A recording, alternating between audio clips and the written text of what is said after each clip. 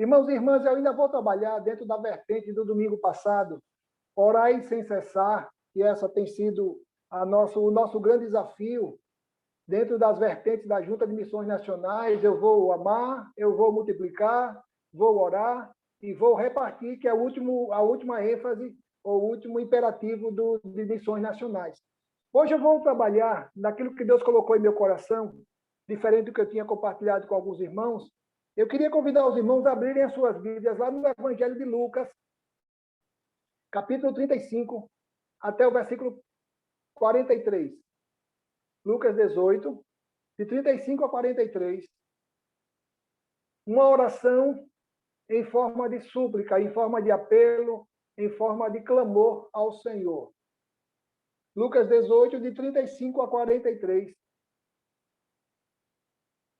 Eu vou ler na Nova Versão Internacional, os irmãos vão acompanhar as suas versões, e o meu desejo e a oração é que possamos aprender lições preciosas para as nossas vidas sobre o poder e o valor da oração, da súplica apresentada ao Senhor. Diz assim a palavra do Senhor. Ao aproximar-se Jesus de Jericó, um homem cego estava sentado à beira do caminho pedindo esmola. Quando viu a multidão passando, ele perguntou o que estava acontecendo. Disseram-lhe, Jesus de Nazaré está passando. Então ele se pôs a gritar, Jesus, filho de Davi, tem misericórdia de mim? Os que iam adiante o repreendiam para que ficasse quieto. Mas ele gritava ainda mais, filho de Davi, tem misericórdia de mim. Jesus parou e ordenou que o homem lhe fosse trazido. Quando ele chegou perto, Jesus perguntou-lhe, o que você quer que eu lhe faça? Senhor, eu quero ver, respondeu ele. Jesus lhe disse, recupere a sua visão, a sua fé o curou. E imediatamente ele recuperou a visão e seguia Jesus glorificando a Deus. Quando todo o povo viu isso, deu louvores a Deus. Que Deus abençoe e aplique a sua palavra lida em nossos corações. Destacar pelo menos dois aspectos desse texto. Primeiro, que é um dos fatos mais conhecidos da igreja primitiva. Por quê? Porque foi um milagre que é registrado nos três evangelhos sinóticos. Sinóticos, sim, óticos, com a mesma visão, Mateus, Marcos e Lucas. Todos os três evangelhos, eles trabalham dentro dessa mesma vertente, dentro dessa mesma abordagem. E a segunda questão, o segundo fator a destacar, que existe uma divergência no relato de Mateus, de Marcos e Lucas. Por quê? Porque Mateus, ele destaca que Jesus estava saindo de Jericó e que eram dois cegos.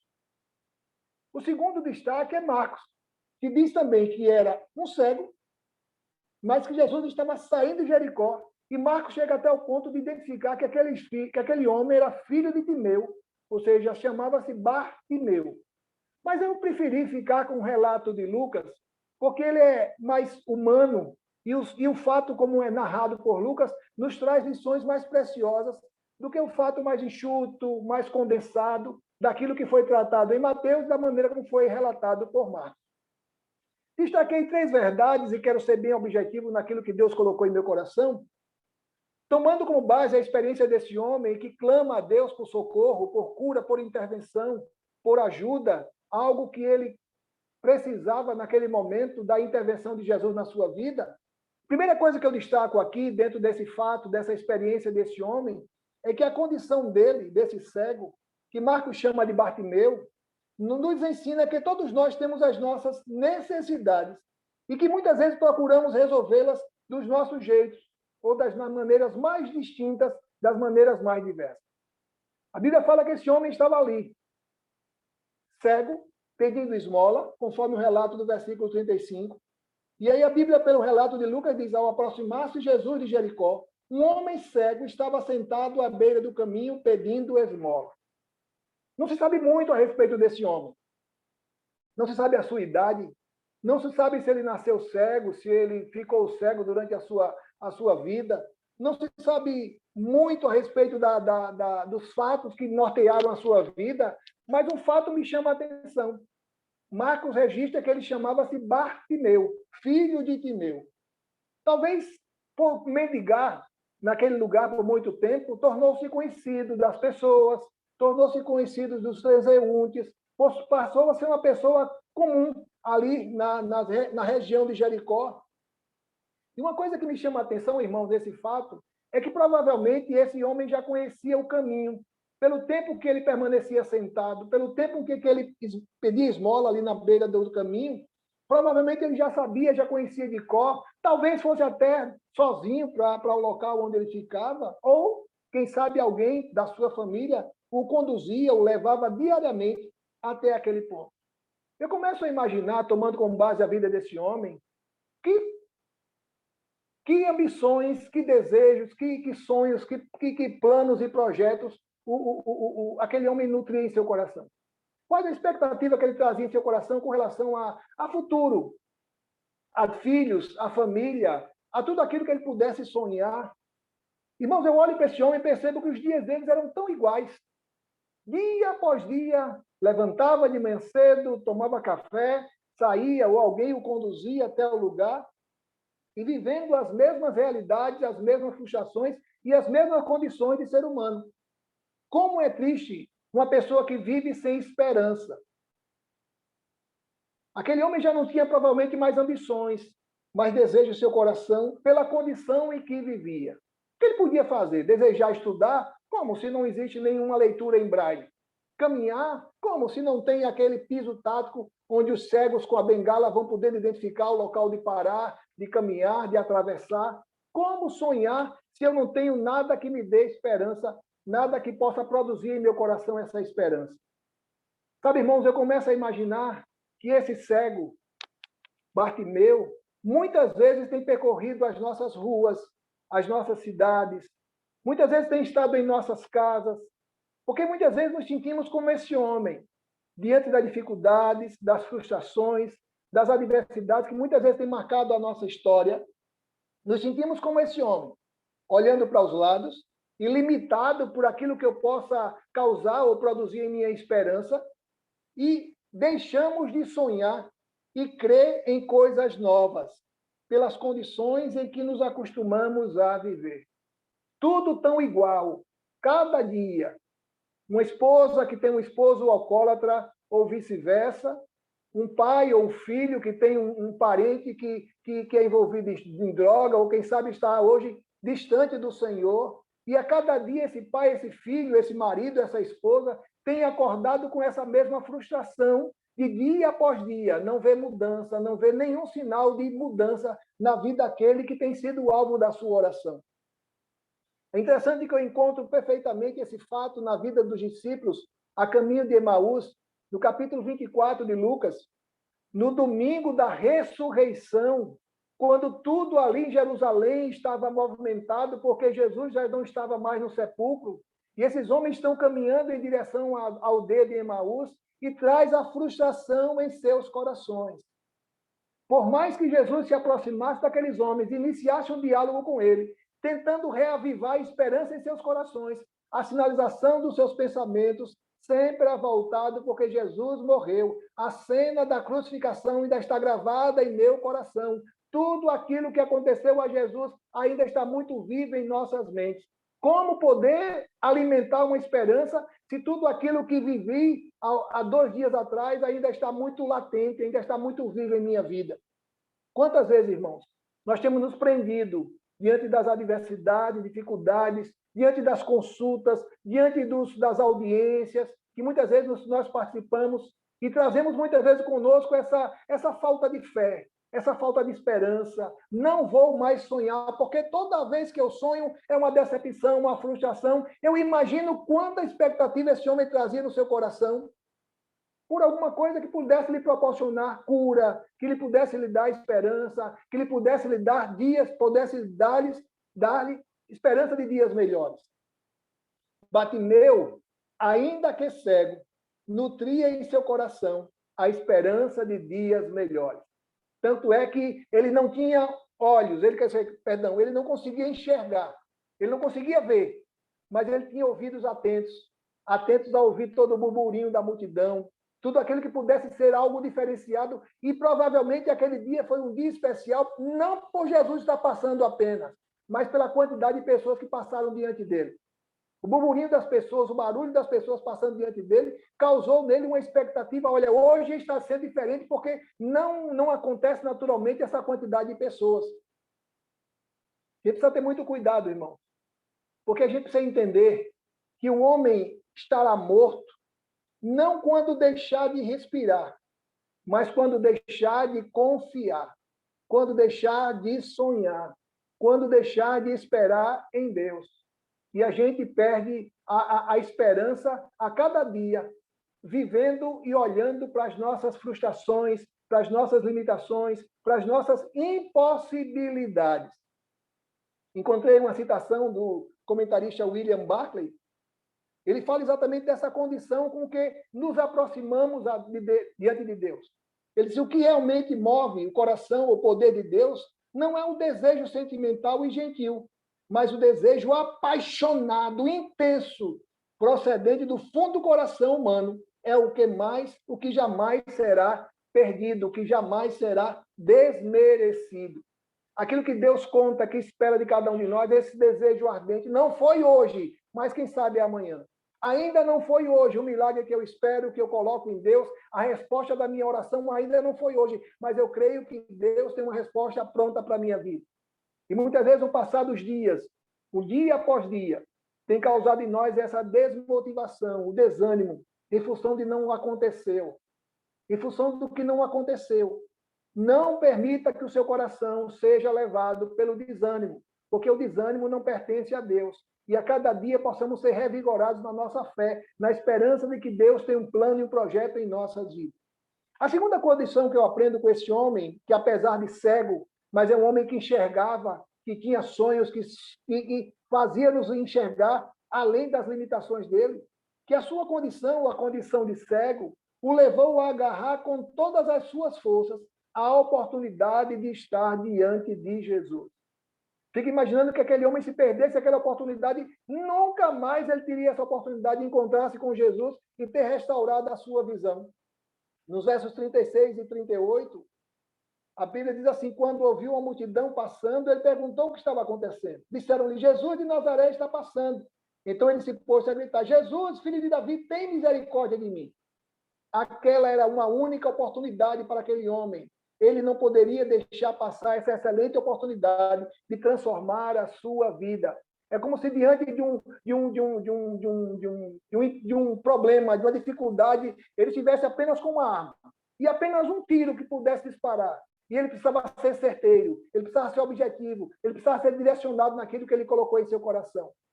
Não se divague naquilo que Deus tem preparado para você. Não perca o foco. Não deixe que as dificuldades venham fazê-lo uma pessoa sem sonhos, sem objetivos, sem ideais.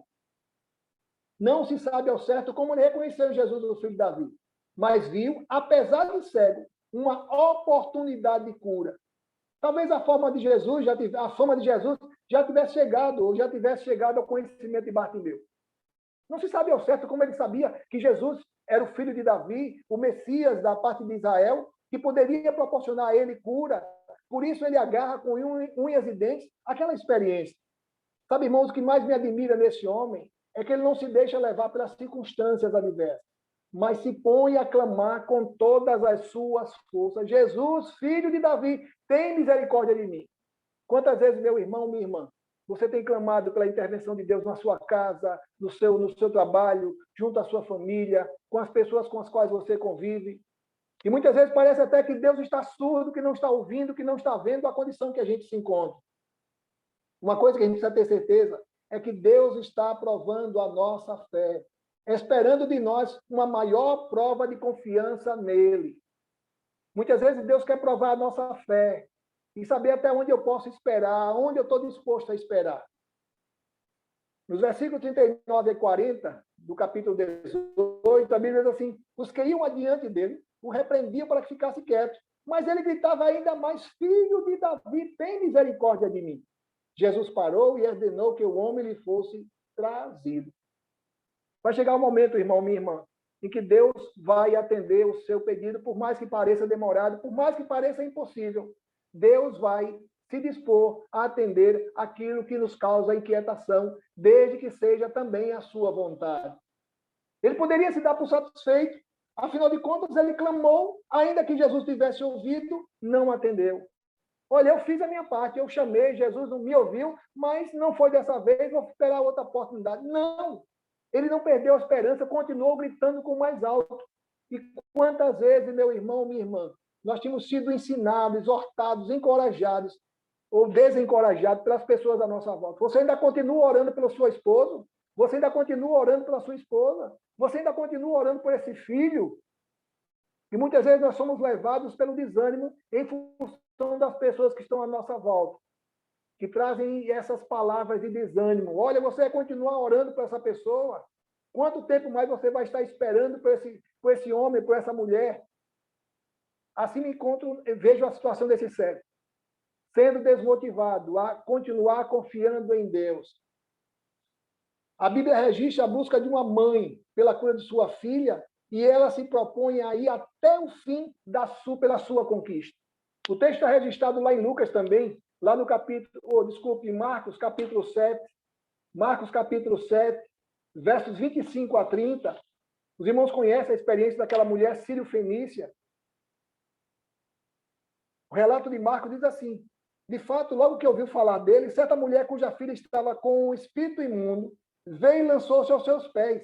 A mulher era grega, sírio-fenícia de origem, e rogava a Jesus que expulsasse de sua filha o demônio. Ele disse: deixe que primeiro os filhos comam até se fartar, pois não é correto tirar o pão dos filhos e lançá-lo aos cachorrinhos. Ela repreendeu: sim, Senhor, mas até os cachorrinhos debaixo da mesa comem das migalhas das crianças. Então ele lhe disse: por causa desta palavra, você pode ir. O demônio já saiu da sua filha. Ela foi para casa e encontrou sua filha deitada na cama e o demônio já tinha deixado. Experiências gloriosas que acontecem em nossas vidas, irmãos. Fruto da nossa perseverança, da nossa confiança em Deus. A última palavra sempre será de Deus. Nunca será nossa, nunca será dos médicos, nunca será das circunstâncias, sempre será de Deus. E Ele espera de nós que confiemos nisso. E a terceira e última lição que eu aprendo com esse cego, que apesar de cego, mas é um homem que tinha visão, que conseguia enxergar, apesar das suas limitações de visão, que a resposta, ainda que demorada, sempre virá para aqueles que esperam em Deus. Toda busca em direção a Deus traz como consequência a realização de um milagre. Você não está esperando em mim, você não está esperando em homens, você está esperando em Deus. E se está esperando em Deus, espere com fé, espere com esperança, espere contra tudo aquilo que possa parecer frustração e decepção. Os versos 40 a 42 de Lucas 18 diz assim: Jesus perguntou-lhe: o que você quer que lhe faça? O homem: Senhor, eu quero ver, perdão. Respondeu ele, disse-lhe Jesus: recupera a tua visão, a sua fé o curou. Senhor, eu quero ver. Jesus imediatamente disse: recupera a tua visão. É tão bom saber que Deus tem sempre um plano para nós. No último domingo eu falei da experiência de um livro chamado Conhecendo Deus Fazendo Sua Vontade, que o Blackberry, que é o autor do livro, ele fala que muitas vezes Deus tem um presente já pronto e nos leva a direcionar as nossas orações em favor ou em benefício daquele presente que ele já tem pronto. Ele comprou uma bicicleta azul para o seu filho e o seu filho desejava um outro presente, mas ele foi aos poucos direcionando o pensamento do seu filho até que ele desejou comprar ou ganhar uma bicicleta azul, aquela que ele tinha comprado, que o filho não sabia que estava na garagem. Muitas vezes Deus faz assim, irmãos. Prova a nossa fé, direciona os nossos olhos para que possamos enxergar a sua vontade. Deus já tem as suas respostas prontas para nos oferecer, mas espera que busquemos vivenciá-las. Essa pergunta de Jesus, que queres que eu te faça, nos direciona algumas lições. Pelo menos 3 lições que eu pude aprender nessa pergunta para Jesus. Jesus, esse homem é cego. Logo ele quer ver, nem sempre. Nem sempre. Muitas vezes a gente se divaga, a gente se perde diante daquilo que é nosso desejo, que é o desejo de Deus para os nossos corações. Primeiro, seja criterioso, seja criteriosa. Não se distraia em pedir algo desnecessário. Não perca seu tempo falando com Deus, insistindo em coisas que Deus já disse não. Mas, Senhor, eu quero, filho, não. E não pense que Deus vai atender pela nossa insistência. Deus é Deus e Ele espera que nós aprendamos a confiar que Ele tem muito melhor do que aquilo que eu desejo. Segundo, seja específico. Não perca a oportunidade de estar diante do mestre. Senhor, eu quero Não, seja naquilo. Senhor, está doendo. Senhor, está demorando. Senhor, eu não estou entendendo. Seja específico naquilo que Deus tem para a minha vida, para a sua vida, para que Deus realmente possa entender que nós temos foco, que nós temos objetivo naquilo que temos buscado. Terceira e última lição que eu aprendo nessa pergunta de Jesus: seja determinado. Não perca de vista o que tem sido a sua busca. Não esmoreça, não desanime, não se deixe levar pelos conselhos alheios. Deus tem um plano na sua vida e só Ele pode concretizar esse plano nas nossas vidas. Falei domingo passado sobre esse texto de Tiago, que para mim é uma lição preciosa. Tiago capítulo 4, versos 2 e 3. E ele diz assim: vocês cobiçam coisas e não as têm. Matam a inveja, mas não conseguem obter o que desejam. Vocês vivem a lutar e a fazer guerras, não têm porque não pedem. E quando pedem, não recebem, pois pedem por motivos errados para gastar em seus prazeres. Precisamos ser direcionados a pedir aquilo que é a vontade de Deus.